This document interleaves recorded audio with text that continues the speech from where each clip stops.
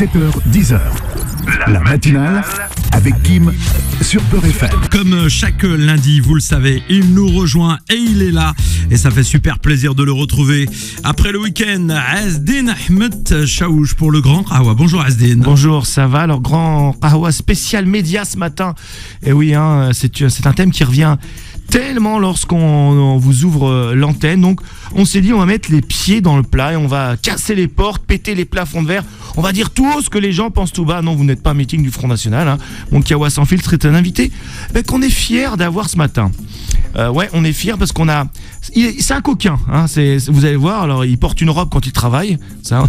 Bon, vous avez compris son métier. Il est avocat, je spoil, Rachid Madid, avocat au barreau de Paris. Et lui, il a réalisé le fantasme de beaucoup d'auditeurs de Beurre FM. Il a réussi à infiltrer le standard de RMC, les grandes gueules. Oui. Alors comment ça va déjà? Bien? Ça va très bien, Azdin. Merci de ton invitation. J'ai fait une petite bio un peu spéciale parce que c'est vrai que on va en reparler après. On peut se tutoyer parce que on se connaît un peu. Donc toi, on va revenir avec toi sur ton coup médiatique. On va débriefer tout ça, mais juste avant, j'aimerais qu'on fasse un petit Qahwa brûlant spécial. Je te regarde Kim parce que tu sais, je suis venu dans ma besace avec des éléments. Avec des éléments, il y a de la matière. Alors, on va dire aux gens, on va écouter quelque chose. Ce n'est pas la ligne éditoriale de Beurre FM, mais je veux débriefer tous ensemble, débriefer d'une fake news grave, un moment de complotisme qui nouvelle fois vise les musulmans, les maghrébins, les arabes, les français, tout ce que vous voulez, d'origine maghrébine, tunisienne, marocaine, on peut appeler ça comme on veut, mais ça vise les rebeux, hein. L'artisan de cette fourberie, un multirécidiviste, Pascal Pro. Alors voilà le contexte. Imad Abdelli, qui est un joueur magnifique du SCO d'Angers, d'origine et de nationalité algérienne, il se blesse contre Monaco. On est le 15 mars dernier. Voilà, donc c'est un match de Ligue 1 classique. Et là, au moment de sa blessure, bien des joueurs des deux équipes faisant le ramadan en profitent pour rompre leur jeûne, car c'est l'heure du ftour à ce moment-là. Et là, Pascal Pro commet un édito indigne, xénophobe et raciste. Allez, on écoute et on en parle d'ailleurs pendant. Après, on peut commenter tout ça. Ce qui s'est sans doute passé, c'est pour ça qu'il y a une enquête qui sera menée. Vous êtes sur Beurre FM. C'est que l'arbitre n'a pas officiellement arrêté le match pour la rupture du jeûne. Il y a un joueur qui a été blessé. Mais il y a suspicion sur la blessure de ce joueur. D'abord parce qu'il se blesse tout seul. Là, vous ne le verrez pas, évidemment, à la radio, mais je l'ai montré ce matin sur l'antenne de CNews. Donc, c'est un joueur qui tombe tout seul. Donc, effectivement, dans ces cas-là, les soigneurs arrivent, le match est interrompu, et puis il y a la rupture de jeûne qui se produit. Mais l'autre indice qui va dans ce sens, c'est que vous ne le savez peut-être pas, mais la rupture du jeûne, tous les jours, elle est à un certain moment de la journée. Aujourd'hui, par exemple, je ne sais pas à quelle heure c'est, mais peut-être à 20h, 21h, etc., par rapport au coucher du soleil. Samedi, la rupture de jeûne était à 19h. Angers-Monaco était programmée à 19h. Et donc, quand le match a commencé, la rupture de jeûne était intervenue quelques minutes après le début du match, précisément à 19h13. Donc, vous voyez bien qu'il y a quelques suspicions qui sont mises en place pour cette blessure ou cette fausse blessure à ce moment-là. Mais si tel est le cas et s'il y a enquête, c'est très grave, parce que le joueur qui a fait ça, il aurait dû être exclu. Waouh! Alors, il y a beaucoup de choses à dire. Alors déjà, juste, contrairement à Pascal Pro, je vais faire un peu de factuel. Une info quand même importante. Notre cher Abdelli, qu'on embrasse, hein, qui est un super joueur de foot, blessé, il n'a pas pu honorer sa sélection derrière avec l'équipe d'Algérie. Donc c'était pas une blessure diplomatique.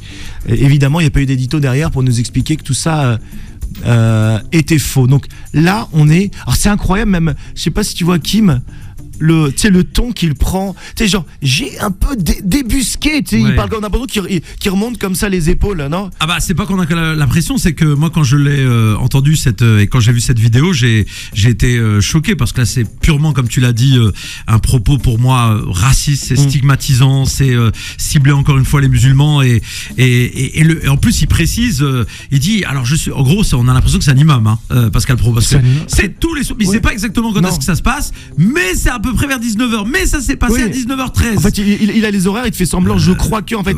Frérot, c'est où tu sais pas, en fait. Et puis, effectivement, juste après, on peut se poser la question de s'il va revenir sur ses propos les jours qui suivent, et pas du tout, mais ça, c'est la spécialité de bon nombre de médias. Moi, le lendemain, je l'avais taclé dans la matinale en disant, Pascal Praud, ce serait bien que tu viennes, que tu acceptes une invitation ici, que tu nous expliques pourquoi tu as ce fond, on va dire, de propos, on va dire, irrespectueux, indigne, stigmatisant, parce que je ne comprends pas comment le gars a pignon sur lui. Et je pense que sa chance, c'est que en plein mois du Ramadan, les gens ont d'autres choses à faire et tout, et qu'il n'y a pas eu de signalement en masse Arcom. Hein.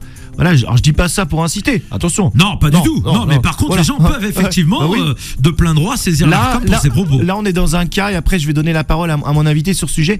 Là, on est dans un cas quand même de complotisme volontaire, c'est-à-dire là, on peut pas. Alors, j'ai un avocat qui m'aidera, mais on peut pas plaider la bonne foi, j'ai le sentiment. Voilà, là il y a toutes les informations qui sont là. Donc maître, vous, grand spécialiste toi, hein, j'ai dit que je te tutoierais parce que je vais arrêter l'hypocrisie. On va reparler de ton coup médiatique, hein. Tu es là parce que tu as réussi à infiltrer le standard de RMC, je rappelle pour ceux qui nous rejoignent maintenant. Mais avant de parler de ton histoire, voilà, une autre affaire, un peu dans le même style quand même.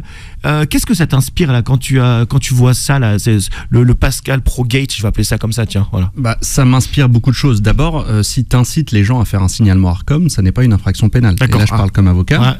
C'est pas une infraction, puisque on n'incite pas à harceler, on n'incite pas à commettre des violences, on incite simplement à faire observer la loi. Et de ce point de vue, si les gens sont meurtris par ce genre de séquence et qu'ils font un signalement Arcom, effectivement, c'est pas une infraction. Donc tu peux tout à fait le faire et t'as pas à t'en cacher.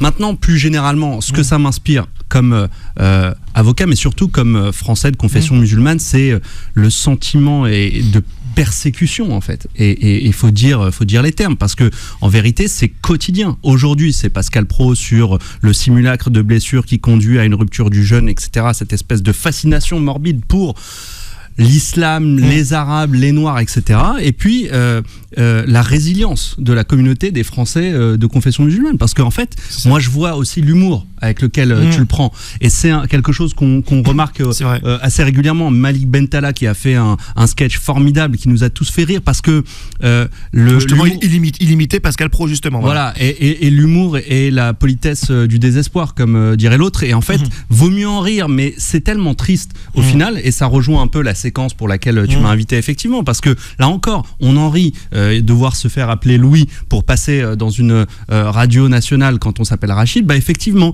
on a deux façons de voir les choses. Soit on se marre parce qu'on se dit c'est tellement lamentable, soit on réfléchit aussi à ce que ça dit de l'espace médiatique aujourd'hui en France.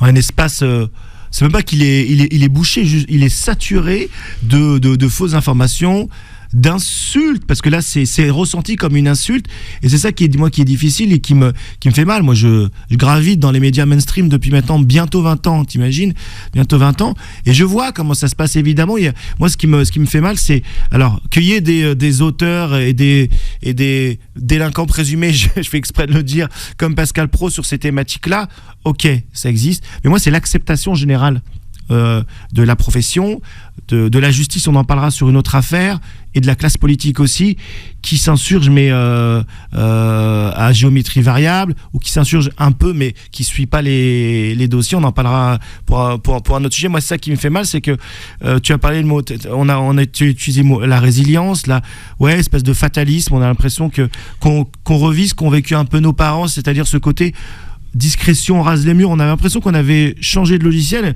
En fait, non. Est-ce que on revient un peu à ça? Moi, j'ai l'impression, tu vois. Et puis, Azine, je me permets juste de rebondir, c'est que cette pollution médiatique sonore qu'on subit tous, parce que t'allumes la radio, t'allumes la télé, et en fait t'as le sentiment de t'en prendre plein la gueule, alors que t'es un citoyen, un contribuable, un père de famille peut-être, etc. Et en fait tu fais ton job, tu vas au boulot le matin comme tout le monde, et puis t'as l'impression de t'en prendre plein la gueule, parfois même sur le service public. Moi tu vois, je vais te faire une confidence, je devrais pas le dire sur Beurre FM, il m'arrive d'écouter France Inter le matin, et franchement même sur France Inter, qui traditionnellement est le service public radiophonique de gauche, etc., franchement il y a des invités où tu te dis mais en fait, même ici, c'était une safe place radiophonique, et puis c'est gangréné par un certain nombre d'idées. Mais ce que je veux dire aussi, c'est que cette résonance médiatique, elle a des impacts dans la vraie vie, et c'est là où c'est inquiétant. il y a une semaine pile poil, lundi matin dernier, j'étais au tribunal de Strasbourg pour une association, une mosquée de région parisienne que je défends, qui a reçu des mails d'apologie de crimes contre l'humanité, en fait, c'est-à-dire d'appel à la destruction de la communauté musulmane. C'est écrit, c'est voilà, etc. Bon, c'était signé par un faux nom parce que souvent c'est des gens qui effectivement pas très courageux et pas très bon d'ailleurs sur l'utilisation du VPN parce qu'il a été confondu malgré ça, mais peu importe. Tout ça pour dire que cette personne, elle est arrivée au tribunal. Moi, j'avais des questions à lui poser et ça a été une confrontation judiciaire, son procès. Et en fait, quand on écoute ses réponses, il ressort la rhétorique. Oui. De CNews. Il ressort la rhétorique qu'on peut entendre sur ce type de médias. Ça lui donne de l'essence dans le moteur, comme on dit. Ouais. Exactement. Donc ça a des impacts concrets aujourd'hui sur des personnes qui vont tenir des propos, mais demain qui vont poser des actes. Et déjà aujourd'hui d'ailleurs, puisqu'il y a une mosquée dans le Loiret il y a quelques jours qui a été incendiée. Il y a une mosquée à Agneau, à côté de Strasbourg, qui a été ravagée, etc. Ça reste dans les confidences, j'ai l'impression, soit des petites brèves dans la PQR, dans la presse régionale, soit d'ailleurs ça ne sort pas, parce qu'il faut savoir comment ça se passe. Je te confirme que CNews n'a pas consacré une seconde à l'affaire dont je viens de te parler, effectivement. Mais attention, on parle beaucoup de CNews, à la limite, je dirais pas que je leur en veux pas, parce que eux, on sait d'où ils parlent. Mais moi, je parle de tous les autres. Moi, je parle des JT, je parle du Parisien, je parle de BFM, qui suivent la tendance. C'est là où ça devient plus pervers. CNews, quelque part, c'est des militants. Très bien, je vais pas dire que je vais les applaudir, mais je sais, c'est assumé. Moi, c'est tous les autres médias mainstream, j'entends la petite musique de la pub Kim, tu vois, hein. Oui, c'est ça, oui. Qui arrive aussi. Tout à fait, voilà. Donc, en tout cas, on a bien réagi sur Pascal Praud pour en parler des heures. Et juste, reste avec nous parce que là, on va dévoiler les coulisses du canular de l'année. Notre invité, Rachid Medid, a fait quelque chose de... un fantasme, moi je le dis. On va le dire. Et oui, notre héros du jour, c'est pas Pascal Praud qu'on a entendu tout à l'heure. Non, c'est Rachid Medid, avocat au barreau de Paris, avocat pénaliste, que je pourrais appeler Louis. Alors pas Louis Sarkozy, attention Louis. On va comprendre pourquoi. Je fais un début de contexte et je te laisse continuer et après on va écouter la séquence. Le 25 février dernier, Rachid, tu appelles le standard des grandes gueules de RMC. C'est Olivier Truchot et Alain Marchal. Il y a des voix comme ça quand ils les annoncent là, avec leur jingle. Alors, je crois que tu veux réagir sur une réaction d'une chroniqueuse de RMC sur Gaza qui dit une chose horrible. Vas-y, raconte-nous, qu'est-ce qui t'est passé par la tête ? En fait, Azine, ce qui s'est passé, c'est que quelques jours avant, Barbara Lefebvre, qui est une chroniqueuse habituelle de l'émission Les Grandes Gueules sur RMC, va tenir un propos qui est absolument terrifiant, qui consiste à dire, en fait, la ligne Trump, c'est pas si mal, faut vider Gaza, ça suffit que les Palestiniens aillent vivre loin des Israéliens. Bon, ton acte. Et là, il commence à y avoir des réactions sur les réseaux sociaux qui, effectivement, s'insurgent de ces propos qui sont très choquants et surtout, de mon point de vue, qui contreviennent à la loi en fait, donc qui constituent un délit. Et à ce moment-là, moi j'écoute le lundi matin, donc ça on est en fin de semaine, le lundi matin, j'écoute les grandes gueules et je constate que Barbara Lefebvre, dans le plus grand des calmes, est assise à la table des grandes gueules, comme d'habitude, et Alain Marchal, Olivier Truchot lui pose des questions sur l'actualité, elle commente. Et il se trouve que ce matin-là, il y a un autre chroniqueur qui s'appelle Charles Consigny, que je connais bien, qui est un ami, et à qui j'écris pour lui dire, Charles, comment est-ce que tu peux faire pour accepter ça et partager la table des débats avec cette personne, etc. Et je vais pas révéler ce qui me truc, mais il n'y a pas d'intervention. Et donc, on n'est jamais mieux servi que par soi-même. Je décide d'appeler. J'appelle une première fois, en fait, et on me demande mon prénom, je donne mon prénom, je m'appelle Rachid, profession, avocat, ville, etc. Bon, je donne les informations. Et on me dit, OK, on vous rappelle. J'attends, pas de rappel. Et là, il y a un autre auditeur que j'écoute qui va dire je suis scandalisé par la présence de Barbara Lefebvre, et cet auditeur, il va être coupé en fait. Il va être tout simplement censuré sur l'antenne. Alors c'est peut-être un problème technique, bénéfice du doute, le bon soupçon, comme on dit. Mais on peut croire que c'est pas qu'un problème technique, d'accord ?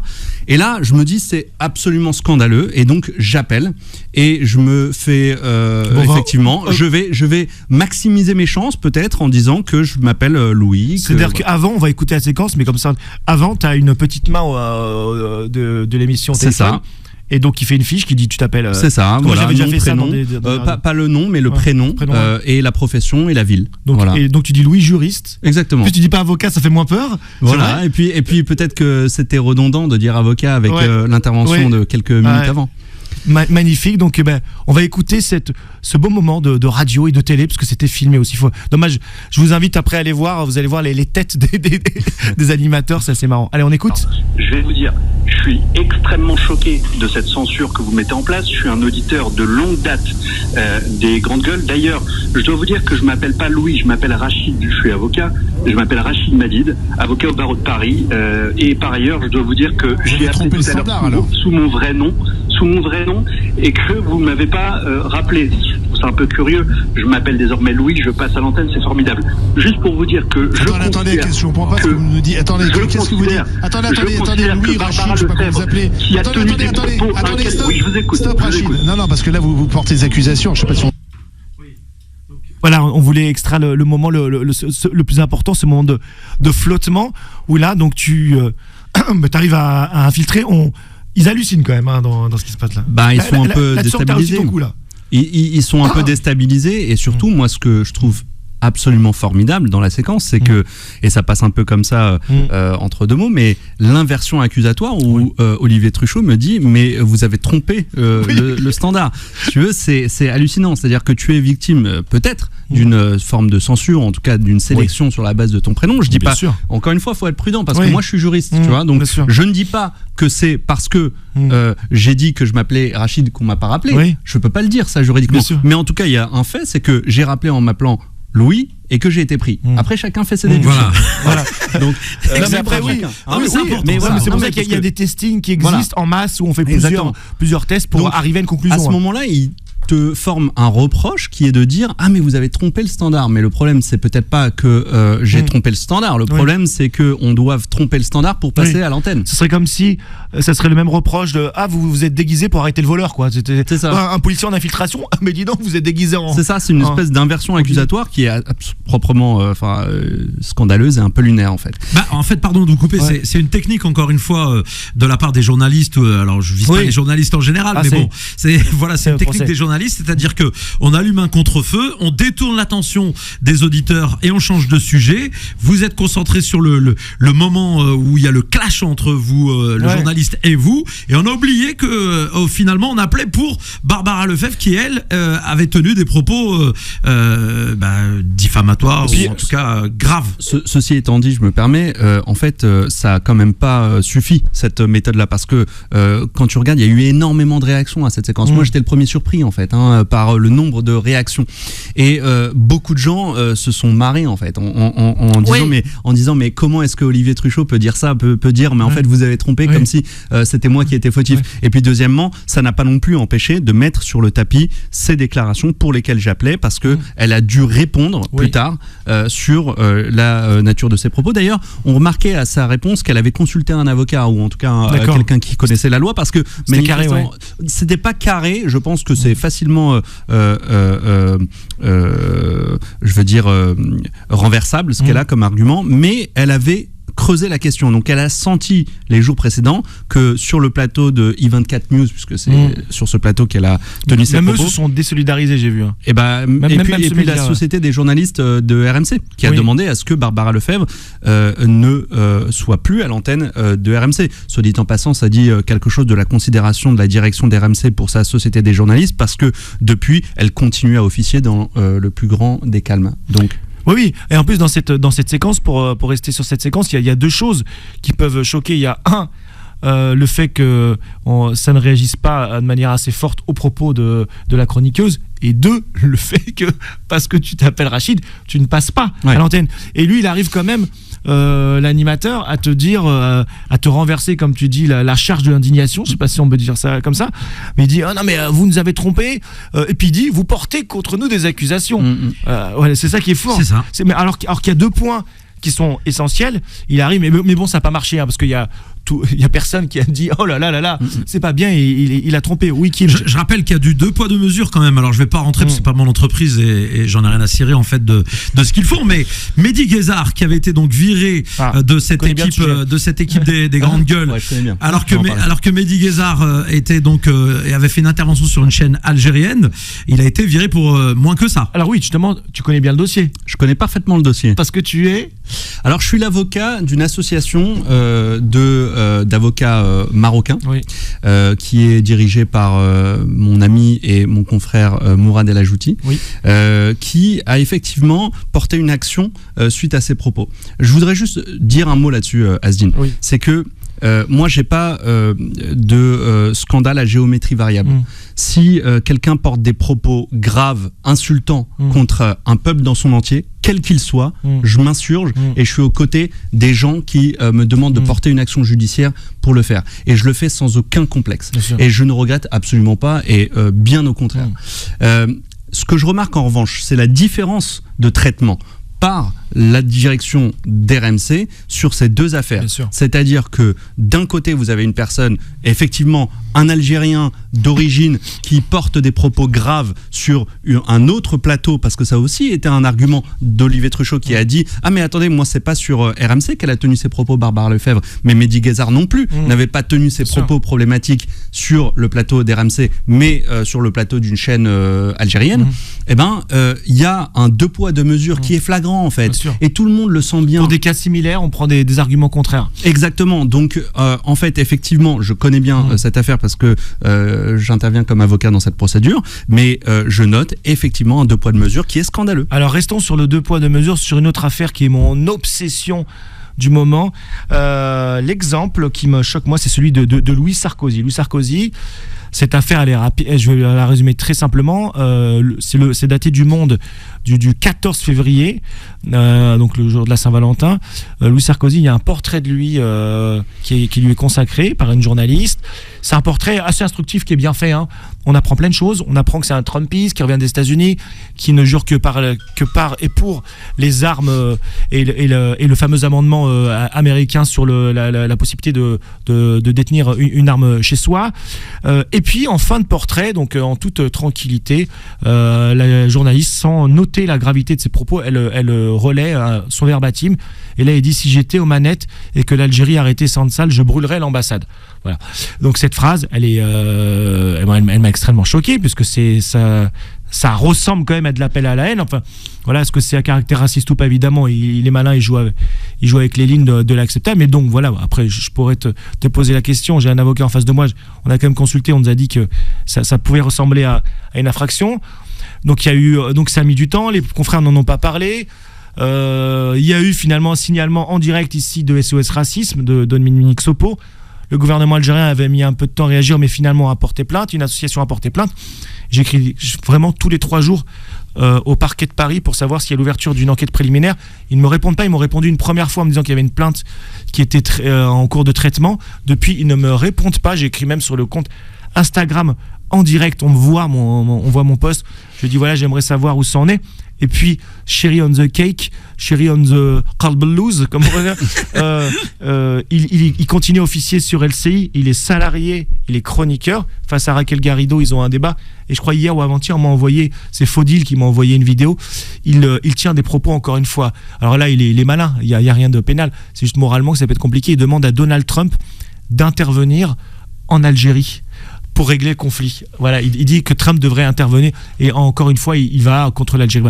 Voilà, donc c'était un peu long mon laïus, mais voilà, j'avais et il est toujours chroniqueur. Encore une fois, on a cet exemple-là, avec toujours en filigrane cette espèce d'acceptation.